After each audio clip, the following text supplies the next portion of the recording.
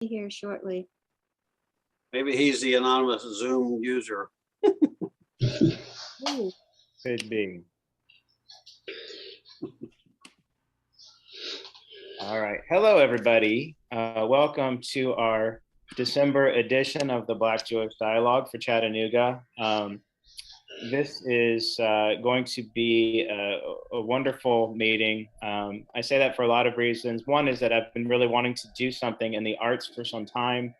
And secondly, is that it gave me a reason to call somebody who is a good friend who I've known for 18 years now. It's hard to believe, right, Micah? We've known each other for 18 years. And it's also somebody who has the distinction of having been a rabbi almost exactly 2.5 minutes longer than I have been. That's really funny. And yeah, Lapidus and then Lewis, he was sitting right next to me during ordination and he was called before me. And Rabbi Michael Lapidus and his wife Lauren have been good friends for a long time. They both work in Atlanta. She's the associate rabbi at the temple. And Rabbi Micah Lapidus is the director of Hebrew and Judaic Studies at the Davis Academy, which is a Jewish day school in Atlanta. And he's also the composer in residence at the Temple in Atlanta, Georgia, and he performs regularly in the Atlanta area with his diverse and talented band, the Hello, Goodbye, and Peace Ensemble. I'll also say I admired when we were studying together, I could tell that Micah would pick up any stringed instrument and figure out how to play it within a few minutes. It seemed, now maybe my memory exaggerates, but I'd see you like travel to, I think you went to Prague, came back with some stringed instrument I'd never seen before, and within a day you'd had it figured out. Just an interesting talent. With the exception of Prague, that is, and the having it figured out piece, that is all otherwise accurate. Where did you go? We were in Turkey. Turkey. All right. Prague, Turkey. It's kind of the same in my memory. Absolutely. And Melvin Myles, who I had the pleasure of just meeting just a few moments ago online, is a friend of Rabbi Lapidus's. He's a Mississippi native, born and raised in the Delta of Clarksdale, Mississippi, which is known as the birthplace of the blues. He is a soulful Christian and jazz vocalist now based in Atlanta, Georgia, where you'll find him regularly serving in the worship and arts ministry of the historic Ebenezer Baptist Church. And if you haven't heard of the Ebenezer Baptist Church, you have not been paying attention to history. And we are really delighted to have both of you with us today. It's really an honor, and I look forward to hearing about your backgrounds and your collaboration, and then just kind of seeing what we can learn from the fact that you've come together and the work that you've been able to share and create together as well.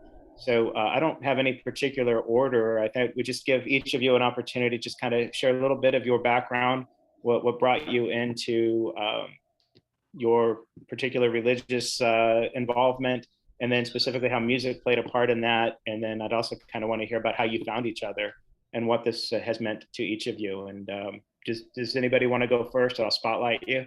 I'll jump in, absolutely. First of all, thank you, Rabbi Lewis, dear friend, you and Jen and Eden, and also Deb and Bill Tepper, my dear rabbi friends who have not seen in enough time, and sending so much love to you guys. So we could do that activity where I introduce Melvin and Melvin introduces me, but the truth of the matter is that even though we have been friends for a number of years, we are still getting to know each other, and I will learn things about Melvin during the remaining minutes of this call, and he'll learn things about me. And I think part of the joy of meeting in a creative and an artistic space is the opportunity to continue to dig deeper and explore, because art requires as much of the fullness of our humanity as possible. And so there are, there's so much that is still coming up for us. So Melvin, it's great to see you. It's been a couple hours, so I'm very happy that I got to see you in person and online today. And Rabbi Lewis mentioned Ebenezer Baptist Church. We were down at Ebenezer Baptist doing a little bit of video recording, which if the opportunity presents, we'd be happy to tell you a little bit about. It's something that's very exciting that's forthcoming. Regarding music and my own background, I will be very brief. I'm not sure that it is that interesting, and would love to get Melvin's voice into the conversation very, very soon. But I grew up in a musical household surrounded by music. It was always something that I found to be an enriching part of my life. And however, it was not until rabbinical school that my love of music, having been a guitar player, et cetera, translated into what I would consider to be meaningful compositions, which has kind of been my journey over the last 15 or 16 years, has been basically using music and composing music as a way of participating in just the artistic endeavor. And for me, I've said once or twice, and really only once or twice, that while many of my colleagues have had a rabbinate of sermons, I hardly ever give a sermon, and I like to think of my rabbinate as having been one, not exclusively, but very much so a rabbinate of songs. And it was really through music that I had the blessing of meeting Melvin. And I think I'll stop for now. Melvin, you want to jump in and say hello and get us caught up to speed? Sure. Hello, everyone. I'm Melvin Myles. I am honored to be here with you all this evening. I am from Clarksdale, Mississippi. Um, as he said before, that is known as the birthplace of the blues. So there's a lot of talent and a lot of music that comes from where I'm from. So my dad is a pastor in Mississippi now, currently still, and he raised all of us, all of me and my siblings, him and my mom together, raised all of us up as singers. My dad trained our voices. So, and I'm the youngest. I have my shirt on that said, "I'm the youngest, and the rules don't apply to me." Uh, so, but they apply in our household. So my dad was very particular, in training us and training our voices. So and I think I took after him because I'm the only one who decided to go to school for music. And I went to Jackson State University in Jackson, Mississippi, and got my degree in vocal music performance. So that's after I finished there, I stayed in Jackson for maybe 5, 6 years or whatever, and moved to Atlanta. Decided to move to Atlanta, and that's how I ended up at Ebenezer Baptist Church. And we have a collaboration with the temple every year around Martin Luther King's birthday, and that's how I met Rabbi Micah, as we call him. Yeah. So, and after that, the music just started flourishing, and we just loved each other's art. Micah is a great writer, and I mean, his songs are his lyrics are so powerful, and it just overtakes you. And it's easy to create music with someone who writes as deep as he does. So I'm honored to be here and to share with you all.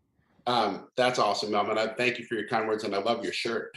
Thank Definitely, we're not wearing that at church a couple hours, where the rules definitely also do apply to you.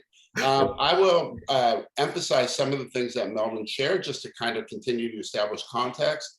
And I think before we know it, we should go from the general to the particular and share maybe a song that we have collaborated on and that's had kind of a nice and interesting story that may, in addition to our own relationship and other thoughts that you all have, give us some Homer Lidrosh, as they say in Hebrew, some stuff to chew on and discuss.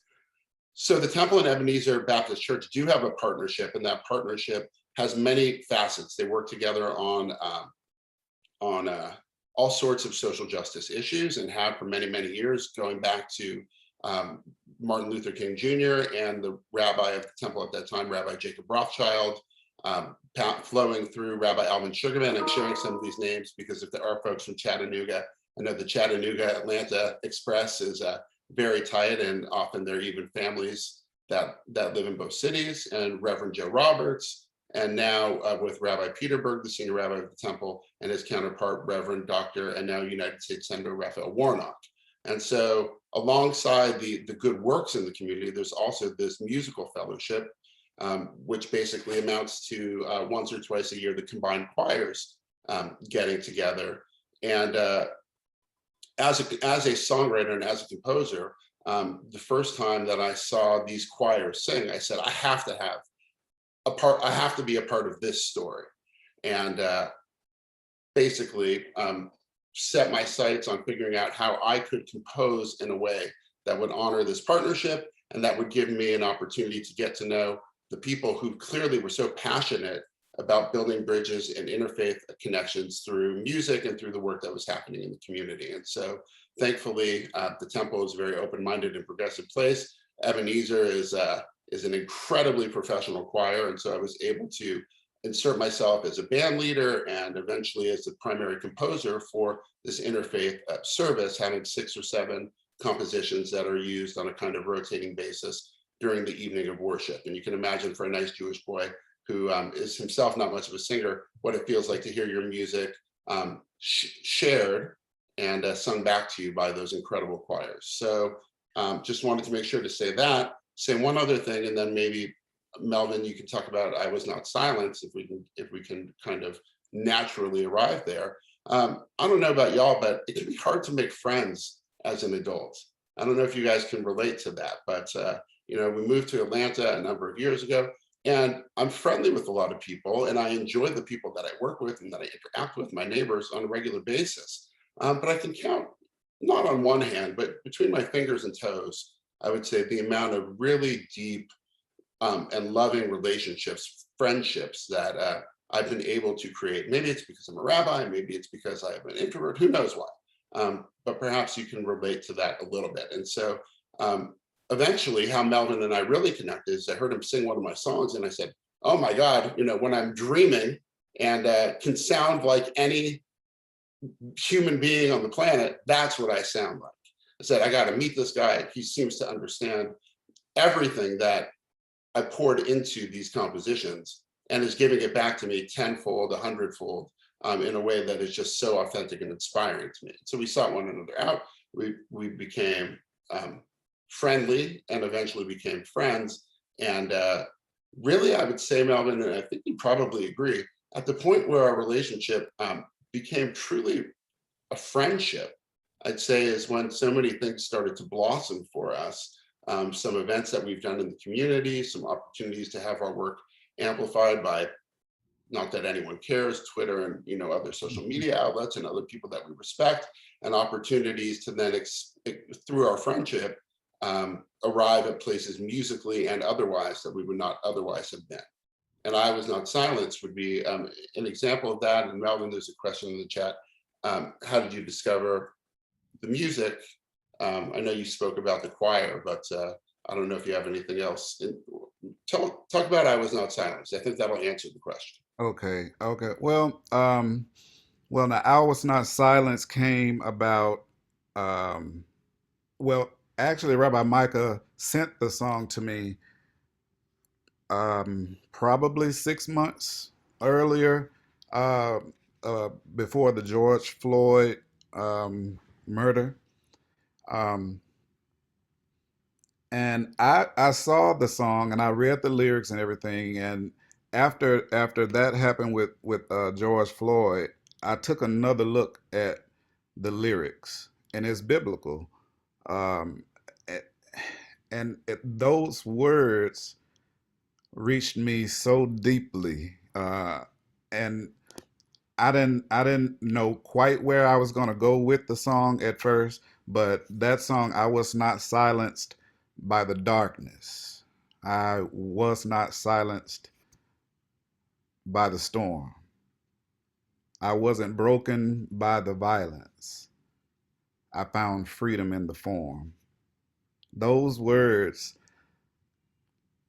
I feel like it reached me in that moment with everything that was, because it hurt so badly, because it continues to go on, seems like daily we continue to have to deal with these type of situations, and I refuse to let my voice be silenced. You know, and I had to kind of put it.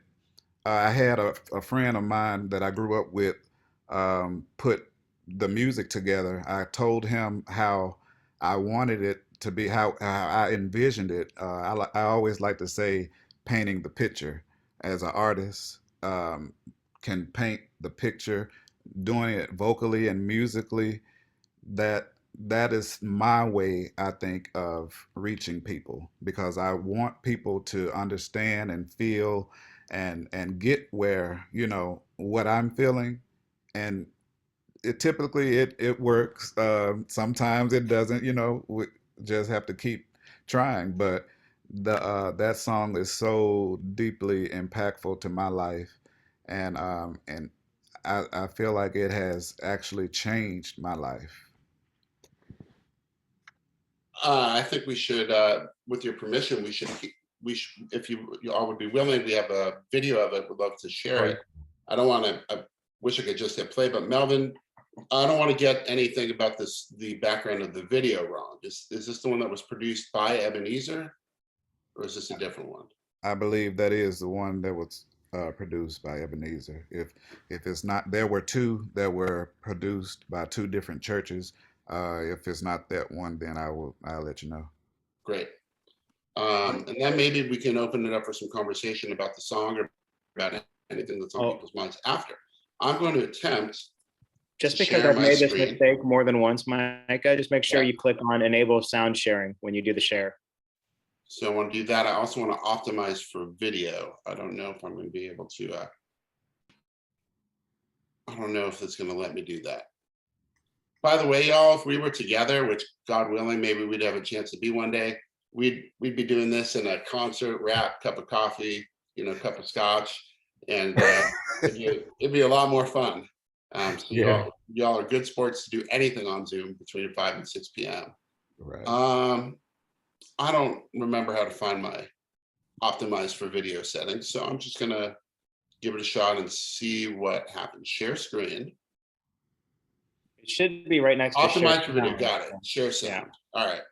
If it doesn't work, Craig, just I've got the backup file that you sent me. I'll load that up. Hitting play would help. Today I want to say to the people of America and the nations of the world that we are not about to turn around. Yes, sir. We are on the move now. Silenced by the darkness. Yes, we are on the move, and no wave of racism I was not frightened by the storm. I wasn't broken by the violence. I found freedom in the form. I was not swept up by the madness. I was not sunken by the stone.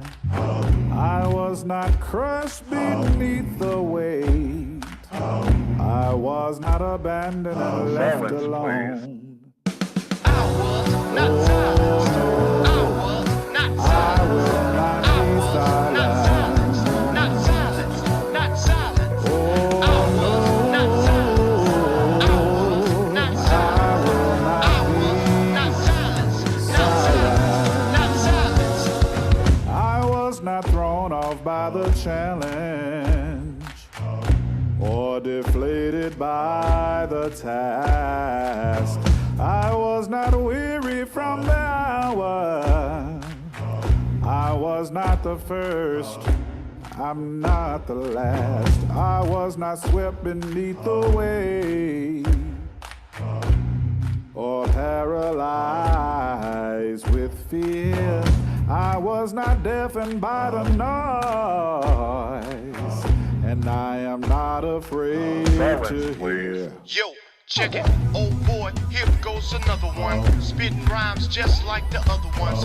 Crying loud, sparing not like the Bible days. Before it's too late because of evil ways. Let's talk about it. Hard to ignore. White folk, black folk are still at war. Roadblocks set since we made it to shore. Trying to live life, cast my vote and more. Not to mention the war that's happening happening in the streets, not because of the gangs, but of the police. Two trigger happen when they see the color brown, screaming, don't shoot, pow. 6 feet down, the old saying says that we can't all talk together. But yo, COVID-19 show made us pray together. Could possibly sing together, but I'll take my solo. Mask on, mouth moving, silence out the door. Not silence. I was not silence. I was not silence. Not silence. Not silence. I was not silence. I was not silence. I was not silence. Not silence. Not silence. Oh, I will not bend before the tyrant. I will not bow before the king. I will not be silenced by the darkness. I will not weep when I can sing.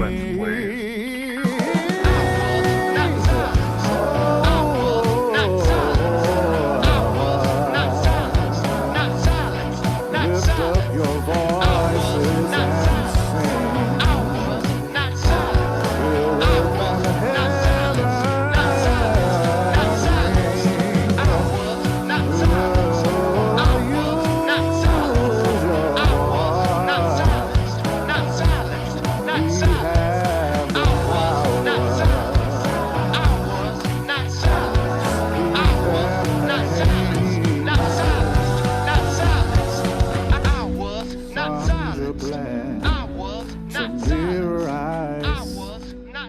Philando Castile, George Floyd.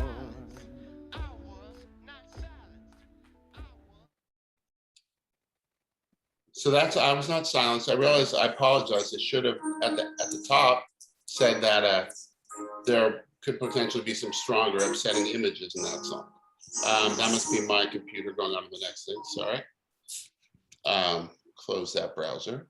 So Micah, Melvin said that this was, you sent this to him 6 months before George Floyd. I think so obviously the video was inspired by events that unfolded after that. But what was your inspiration at that moment to start writing, and how did you discover that text, or what made you think put that text in? I also want to know if all the lyrics, including the rap part, was written by you.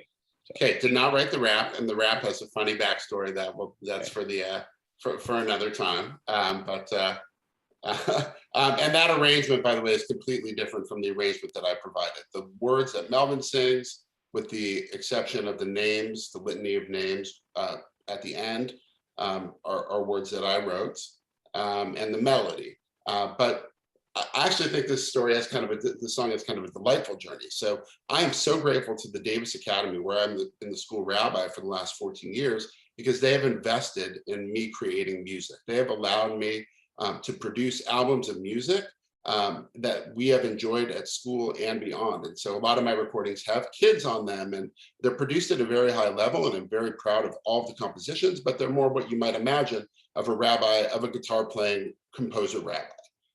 Not exclusively, I happen to think many of them are quite good, but they are not what you just saw produced by Melvin. So this song I wrote in November of 2016, which was an interesting time for our country. I don't remember how I found the verse. I was either flipping through the book of Job, which is entirely possible, looking for musical inspiration in scripture, or I was referred there by someone, and I wish that I could remember, because that's also part of the story. The song wrote itself very quickly in a moment of inspiration, which many of, I think people who are familiar with the creative process can understand. Then, while I've said that, I did record this song on a Davis Academy album, but it was a very different arrangement. And I called the song because I was actually a little bit nervous about releasing this song at a K through 8 elementary and middle school, because of the intensity of the lyrics and of the message, biblical though it is. I called it "I Was Not Silenced," parentheses, Mordecai's song. And so hopefully that gives the Jewishly familiar on the call a bit of a chuckle and a smile. Why did I call it Mordecai's song? I'll tell you the whole story very quickly. I feel like I learned at Hebrew Union College, so again, I may be making this up, that the book of Job and the book of Esther were potentially written simultaneously, and due to some kind of unique linguistic phenomena, seem like they were written outside of the land of Israel. And so in my mind, it's possible that the author of Job and the author of the Megillah were aware of one another. And so that's how I took a leap from Job to Mordecai. And why Mordecai? Because I will not bend before the tyrant, I will not bow before the king. When you discover that the song in my mind is about Mordecai, all of a sudden the lyrics make sense on that level. Having said that, I called it Mordecai's Song in full disclosure as a little bit of CYA, because I wanted to make sure that nobody, I'm not going to finish that thought. Instead, I'm going to say I had the joy of being the composer in residence, a composer of the month at the Davis Academy last year during the month of March. And a fifth grader asked me, is there anything that you can say in a song that you couldn't say otherwise? And I grabbed him by the shoulders and I shook him vigorously. And I said, yes, yes, there are so many things that I can say in a song that I could not say otherwise. And I think I Was Not Silenced is a good example of that. And of course, for those who don't know, CYA stands for Cover Your Tuchus. That's right, CYT.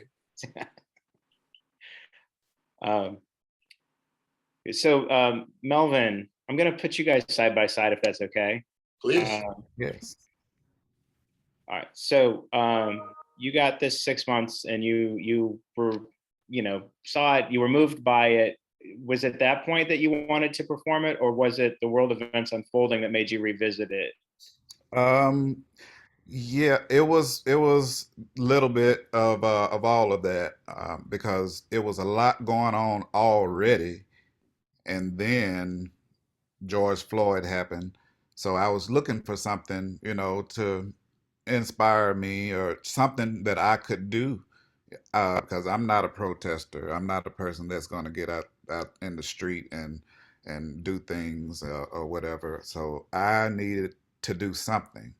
I felt like I needed to do something, and the only thing that I can do, that I feel like I can do, is music. Create something that could reach people. Something that I know that somebody is feeling the same way I'm feeling right now because of everything that is going on around here. So, and why not teach a little bit, while we're creating, so all of that in one, kind of bunched up together in that one song. That's how I feel. That's how I feel about it. I don't know if Michael feels the same way, but that's how it reached me. Absolutely. I mean, I would just add, kind of continuing to think about this song as a microcosm of our connection, and perhaps of other, sort of things that people think about when they think about Black Jewish dialogue and Black Jewish connection. This song was really, I mean, was a B-side in the Michael Lapidus Davis Academy canon, to put it mildly. I don't know what the extreme example of a B-side is, but no one cared about this song. If you look up I Was Not Silenced, Mordecai's song, on wherever you stream your music, you will see 17 hits. And so for me, what I received back from Melvin, in terms of the meaning of this song, is something that never could have been achieved in isolation, never could have been achieved without Melvin and his friendship. And so it's just taken on a very interesting journey where I think this song, what was really a truly meaningful milestone for this song, and again, we don't tell our story that often, so I haven't thought about it in a long time, but that this song was featured in a place of prominence at this year's Martin Luther King Center official commemoration, which took place on Martin Luther King Day. I think it was at least on local television, not that anybody cares, but what was particularly affirming is that Dr. Bernice King, who was the keynote speaker, heard the song, said that she loved it, and I don't know if she asked for it to be placed, but it was placed immediately before, or 1 or 2 slots before she spoke. And so that was a really meaningful benchmark.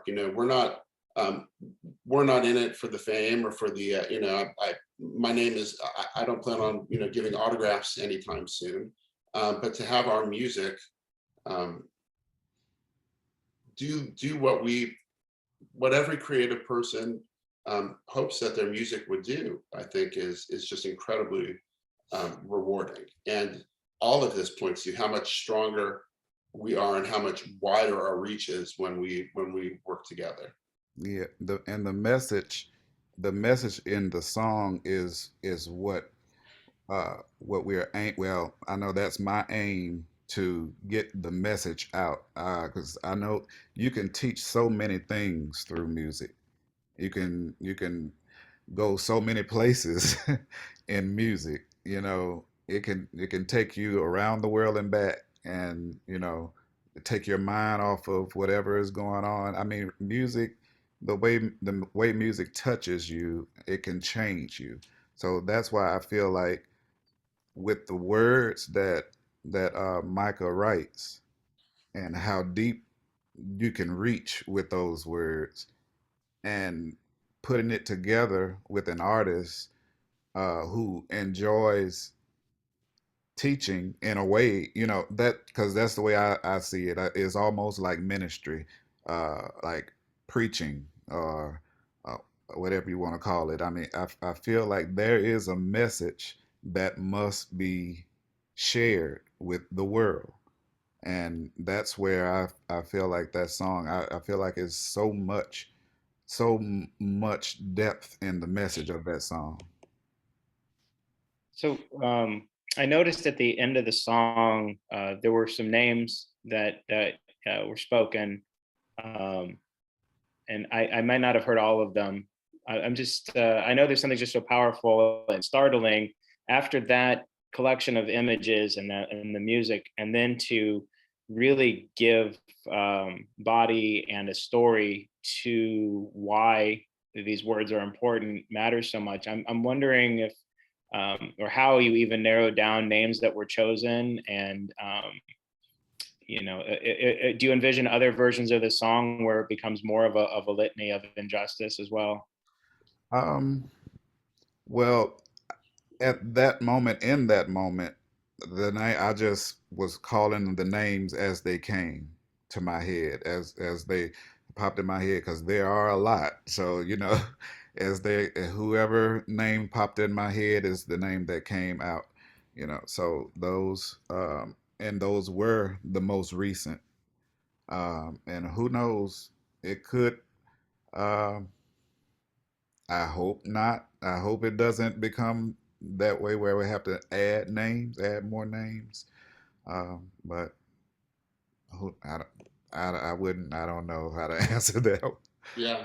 Well, I love that I mean, Melvin, you evoked sort of inspiration. And I think that one of the things that I think I could say about our partnership, our friendship, and Rabbi Lewis, I want to say that was a great question. And we would love to welcome other questions really at this point. Otherwise, we'll keep rapping. And if you want, we can play more music that we don't have videos for it, but would love more questions. But I would say that inspiration is an important topic. And one of the things that's been remarkable and sort of leads me to know that in Melvin, I've discovered a true chaver. Again, sometimes Hebrew is the only word that does it justice. A true friend and teacher is that the way that my own songwriting has evolved. Every time we have a conversation, I say, that's a great song idea. That's a great song idea. I mean, there's something about it that Melvin, I write songs now with him in mind. There's just so many ways in which inspiration has grown, I think, and fed one another in all of this. And that's just something that's been very special. So I do have one more question I want to ask, but I do want to mention, if you do have a question, everybody who's participating, Or either raise your hand on the Zoom, or type it into the chat, and we'll call on everybody in an orderly fashion. I just curious, Melvin, were you involved in the Rise Up song? I was not, I have sang the song with them before, but I wasn't involved in the writing or the music or in the composition. That was all Micah. That was really my first awareness of Micah really jumping into the world of song composition. Was not everybody knows this, but Micah wrote a song, "Rise Up," that became the anthem for the Atlanta Falcons and their Super Bowl run, which got them at least highly the first half of the unofficial Super anthem. Bowl.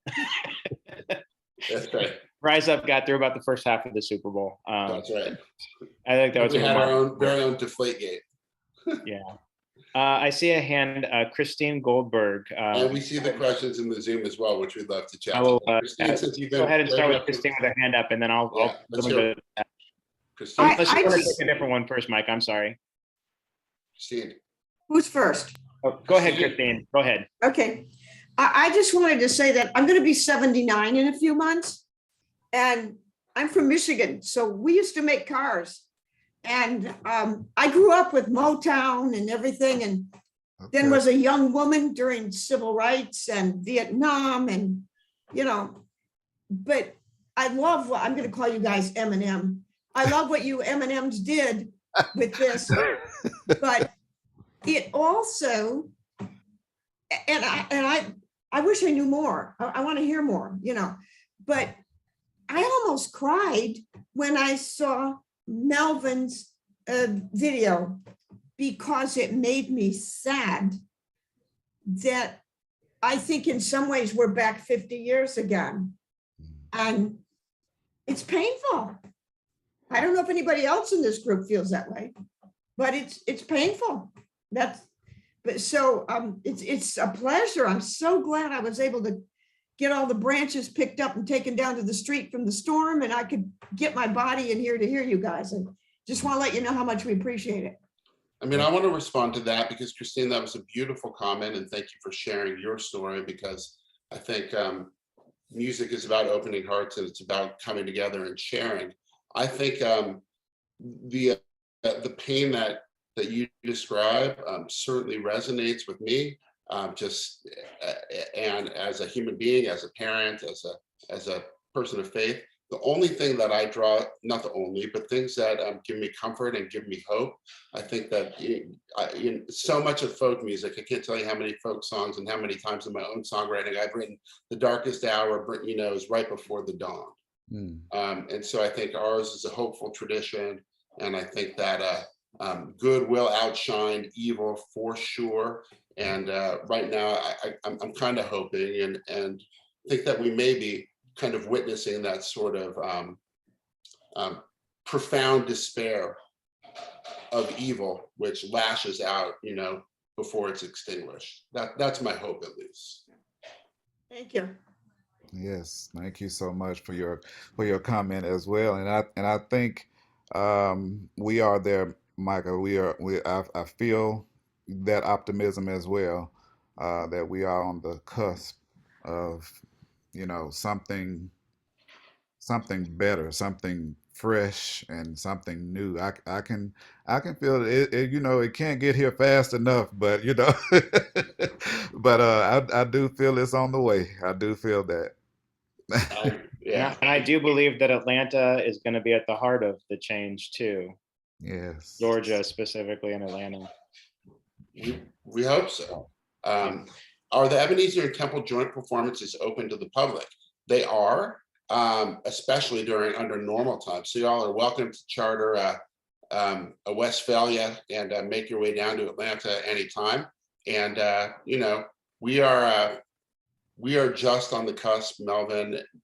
Well, anyway, hopefully we'll be able to find ways to share our music beyond that 1 or 2 times a year. And I will say that even more so, the Hello, Goodbye, and Peace Ensemble, when Melvin is available and does perform with us, the set list heavily reflects our collaborative work, and it's quickly becoming the Melvin show, which is a good thing. And that's sort of I must admit to being very happy and complicit in that. And so, we have 5 or 6 or 10 concerts and opportunities to make music together over the course of the year. Do we have plans to collaborate in the coming year? Melvin, I'll let you answer that, but also I want to say that I think it might be nice as a counterpoint to I Was Not Silenced. I'm thinking maybe Better Angels. And then the question there is, I definitely don't want to put you on the spot, the recording, or whether you sing a verse or two if you're able to find the lyrics and if you felt warmed up enough. So that's up to you. But do we have any plans to collaborate in the coming year? I would say absolutely we do. I know because Micah is writing every day. And there are times when I get emails from him back to back. Yeah, I don't have time to read them all, so that's okay. but I always tell him I'm gonna get to him. I'm gonna look at him. I look at them and because he sends a lot of stuff and they're always good and it's always something that I can see in it. So there's absolutely things coming down the line. We're actually working on a recording now with some songs with all of the songs that Michael wrote. Um, I think And it's Melvin, do you do the arrangements?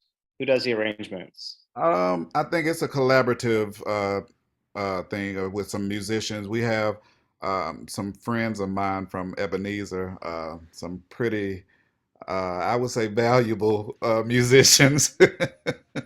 They yeah, it was a great honor to have musicians like Daniel Moore. He's the music director for Mariah Carey, and he's also the music director at Ebenezer. So having a friendship with him, um, and having him to be playing on music that I'm singing, musicians of that caliber don't play with, guys who just, trying to get their ground going. So it was a great honor for him to do that, and having Micah on board with the lyrics and everything is I'm looking forward to a lot more coming up. And this song that I think Micah might have queued up called "Better Angels" was inspired by our president Joe Biden on inauguration day. Am I right about that, Micah? That's right. And Biden was, although in full disclosure, I didn't really learn this until after. Biden himself was inspired by Abraham Lincoln's inaugural address, I believe, or somewhere in Lincoln's vast body of work, the phrase "better angels." Um, and yeah, I think maybe about this song, would just say that I'll tell the quick story of this song before it reached Melvin, which is that I don't know why. Maybe we were quarantining as a school community, and so we were home for inauguration day. I will just say, without meaning to be political, this was the first time in 4 years that we had allowed our children, without any trepidation, to hear the voice of the President of the United States. That was a personal decision that we had made. My daughter, almost 9 years old, with my wife who had been so upset at what happened to Hillary Clinton, and just not politically, but just as a woman. And so it was a very emotional afternoon. Biden spoke. I actually happened to have a long distance recording session with the he's not an M, but he's a W, so MM and W, with Will Robertson, who's the producer of all this music and an incredible collaborator. A whole nother conversation, but we had some time together. I wrote the song, Will recorded it, we mastered it and released it the next day. And Melvin heard it and was able to hear in it something that he felt he could connect to again. And so what you're about to hear is a demo, so an unfinished version of Melvin's version of Better Angels, which we had an opportunity to record with some of these musicians that he's referencing. Again, I apologize I don't have a video. It's probably very boring, but listening to Melvin sing is actually never boring. So I retract that comment. Let me figure this out. And so again, Melvin's music will be very available, and we would love to share it with you because it's our calling and a ministry, and it's a passion. But here's the the very small group of people who have ever heard this. And so I think it's me, my wife, maybe some Melvin's family, and y'all. So is it Better Angels Ideas or V Comp 1? I don't know. I'm going to go with V Comp 1, although we've added some strings and a few other ideas, but this ought to get the point across. Let me know, Rabbi Luce, if you can't hear it.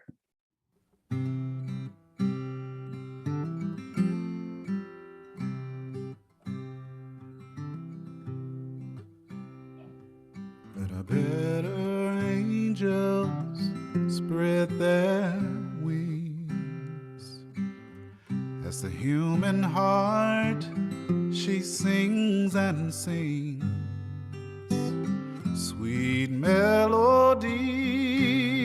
her music brings. Where love flows, there too hope springs. Let our better angels guide our hearts. Where love flows, our healing starts. Each of us must play our part. Let our better angels guide our hearts. Better angels guide our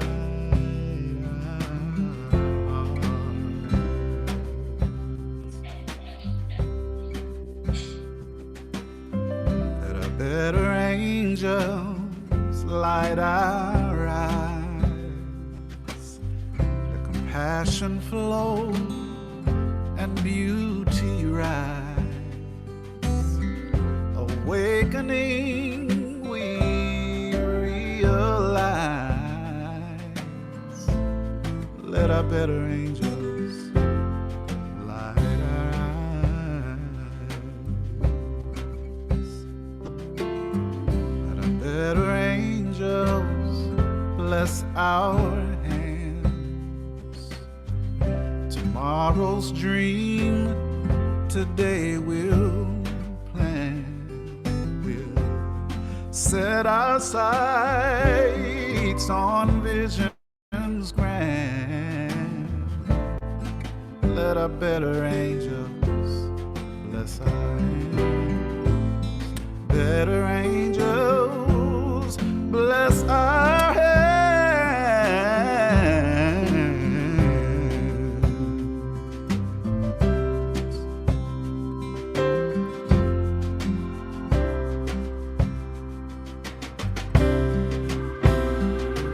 Let our better angels bless this hour as we gather in our power. Love will blossom, bloom, and flower. Let our better angels bless this hour.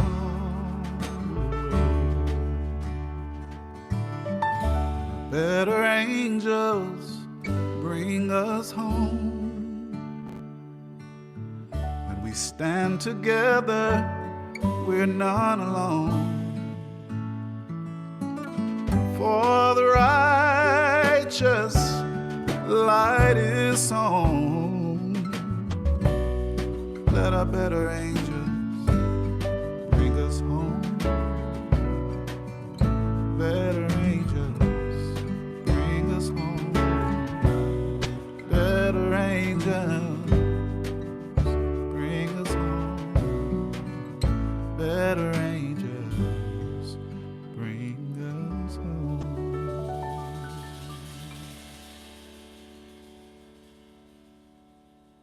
Wow. I think Thanks that for song has listening a to that future. with us, everyone. I feel like I just heard the anthem for a generation. Wow, Wow. that's amazing. Yeah, that is remarkable. You know, it was written, I realized after the fact, basically as a hymn, you know, as an American hymn, as a way to try to think spiritually about our challenges and opportunities. I thought I heard a tinge of country, possibly. So, I mean, I don't know if that was intentional or. well, Melvin is all country. Yeah, the Clarksdale is the country. Yeah, and the way No, but yeah, I mean, what you heard just for the music geeks is basically, you know, a lot of kind of country. I mean, it's basically country chords. You know, it's all everything good, not everything good, but a lot of good things are just simple. And I think that's part of what we both find appealing about this song. It's just simple, it's direct. And, why is it not a major hit? Because independent artists can never get anywhere against the machine. Need to get up to Nashville. So I am curious, Michael, with that, and you talked about your musical, the chords and the background. Where do you start?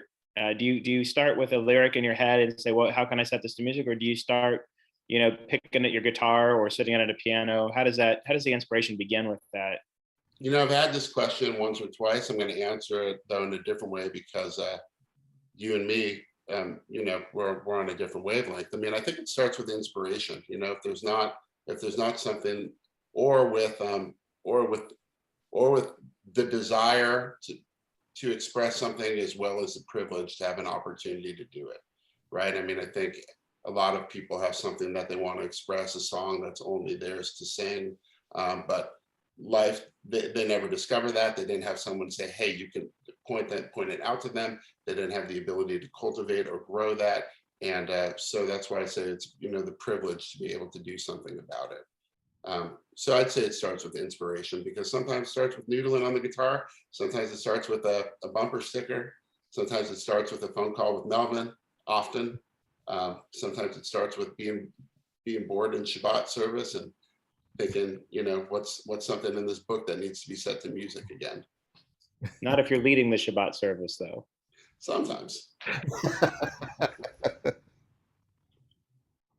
And Melvin, does the way that you want to render the song, does that come to you right away, or does that take several times going through it to find your inflections, to find where your emphasis goes? And I mean, it really felt like that was coming directly from your heart. I mean, as I'm listening to that, it felt like a natural part of you. Yes, okay, so I'll just tell you what my routine is, the way that I try to look at the lyrics and just analyze it and see how it makes me feel, and then once I start just practicing and vocalizing and doing things, just, trying things here and there, and attached to how I'm feeling about, where I am in this situation while I'm singing the song, because that's all a part of it as well. How you're feeling is always a part, no matter if you're feeling good. The song can be, well, that's another subject, but that's how I feel the song. It's always a part of the growing. I do feel like we should add too, since this is being recorded, that all of this is copyrighted material that belongs to Micah and to Melvin, or is there other entities? That's probably good for now. Will's Okay. got a hand in a lot. And you are okay with the publication of the recording, correct? Yes. Okay. Thank you for asking. Yeah.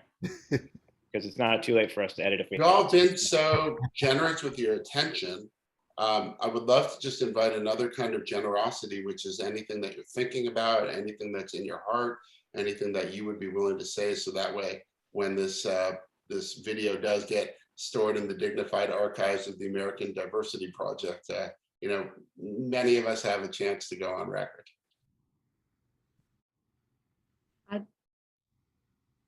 Go ahead, Deborah. I can't tell you how inspiring this is. To hear the two of you, the friendship, the music. It's just amazing and wonderful. And thank you so much for being willing to share this with all of us here today and all the people who will see this from the American Diversity Report and elsewhere. They are going to be amazed at your collaboration, and they're going to want to hear more. So where can they go to hear more of what you've done? I think to Melvin. Well, where I would go.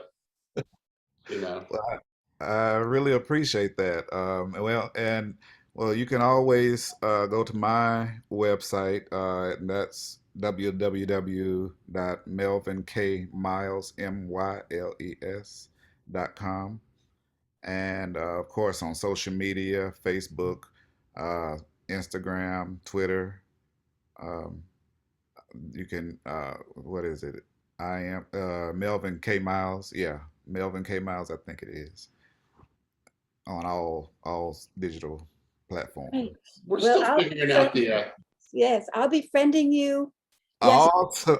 we're around. We're Thank you. around. Thank you. Oh, you're that Deborah Levine. yeah. Got it. All right. Got it. I appreciate it. Thank you so Um, much. I'll be following back. we're still figuring out the amplify thing. I mean, there's, we all know the things that people pay attention to in the world today are not necessarily often things, and as is the old bitter rabbi talking, that we want to associate ourselves with. I mean, so this is not viral content. Unfortunately, this requires a desire to seek out things that are ideally of substance and are meaningful and that come from actual human beings. And so, we'd rather have a few. I mean, we'd love to have a lot of good friends, but we'd rather have, I think at this point, a few good friends who inspire us and give us hope and share our values and are marching with us. Yes. As, meetings like this and groups like this really does inspire, and it makes me feel good that you all are even willing to hear and to listen. It's an honor and a pleasure, and I really mean that. Good. I hope to see you perform in Chattanooga one day, and I know there's at least a couple people that are looking at coming down to see some work that you do together or individually, because you probably earned some fans today, and I hope through the recording on the American Diversity Report that you both pick up some more attention as well. And I will say it's really been an uplifting conversation today, and in the world we live in, we need more moments that feel uplifting. And it's about collaboration, it's about friendship, it's about unity, but it's mostly just about coming together to share thoughts, ideas, and as Micah said, things of substance, depth. And the more that we can do that and re-energize ourselves, we can share more of that feeling and that idea with the world. And I hope, above all, let's take that with us today and take this energy and help share it and spread it as far as we can. Absolutely. Let's keep in touch. And I just add my thanks to Melvin's and to everyone. And once you share something meaningful, we're mutually implicated in everything that's to come. So I'm sure supper's on the table. We'll let everyone go.